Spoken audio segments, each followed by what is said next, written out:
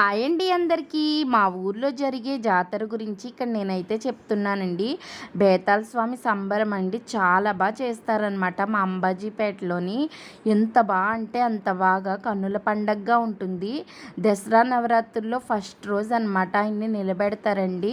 ఆ రోజు మార్నింగ్ నుంచి పూజలు జరుగుతూనే ఉంటాయి. అప్పుడు ఊరంతా తిప్పి మేళ తాళాలతో సన్నాయితో అలా డప్పులతో చాలా ఘనంగా ఇన్ని బేతాళ స్వామిని ఊరంతా ఊరేగించి అప్పుడు ఆ రోజు అయితే గుళ్ళో నిలబెడతారండి.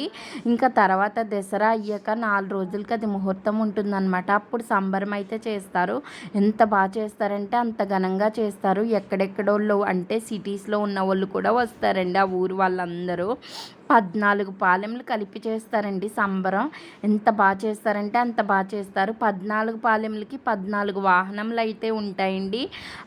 సంబరం రోజు మార్నింగే అందరూ బేతాళ స్వామికి నైవేద్యములు అయితే పెట్టుకుంటారు. తర్వాత సంబరం అయితే స్టార్ట్ అవుతుందండి. ఇంకా సాయంత్రం నుంచి మ్యూజికల్ నైట్, భరతనాట్యం ఇవన్నీ పెడతారు. ఒక 1 గంట వరకు తీర్థము ఇవన్నీ చూశాక మళ్ళీ 1 గంట నుంచి 5 వరకు వాహనములు అన్నీ వస్తాయండి. అమ్మవారు అందరూ గరుత్మంతుడు ఇవన్నీ వస్తూనే ఉంటాయి. చాలా బాగా చేస్తారు. తర్వాత అక్కడ వచ్చేసి ఇంకొక విషయం ఏంటి అంటే అందరూ మహేష్ బాబు ఫ్యాన్సే ఉంటారనమాట. ఆయనకి పాలాభిషేకములు ఇవన్నీ కూడా చేస్తారు. ఫ్యాన్స్ అనమాట.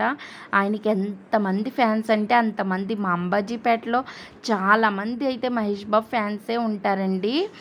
ఇంకా మా చిన్నప్పటి నుంచి సంబరం చాలా బాగా ఎంజాయ్ చేస్తాం మేము. మీలో ఎంతమందికి తెలుసు అంబాజీపేట సంబరం? ఎవరైనా అంబాజీపేట వాళ్ళు ఉంటే ఒక కామెంట్ అయితే చేసేయండి వీడియోకి. ప్లీజ్ మీరైతే ఎవరైనా ఛానల్ని సబ్స్క్రైబ్ చేసుకొని వాళ్ళు ఉంటే సబ్స్క్రైబ్ చేసుకోండి.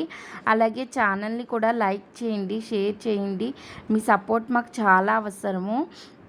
ఇంక ఈ తీర్థమైనప్పుడైతే నైట్ ఎవ్వరూ నిద్రపోరండి. ఇంకా ఫుల్ ఎంజాయ్ చేస్తారనమాట పెద్దలు పిల్లలు అందరూ. చాలా బాగా చేస్తారండి. చూశారు కదా, ఇది ఎప్పుడు అనుకుంటున్నారు? మొన్న దసరా ఫస్ట్ రోజు అనమాట. ఇప్పుడే ఇలా ఉంటే ఇంకా దసరా రోజు ఎలా ఉంటుంది? సంబరం రోజు మీ ఊహకే వదిలేస్తున్నాను.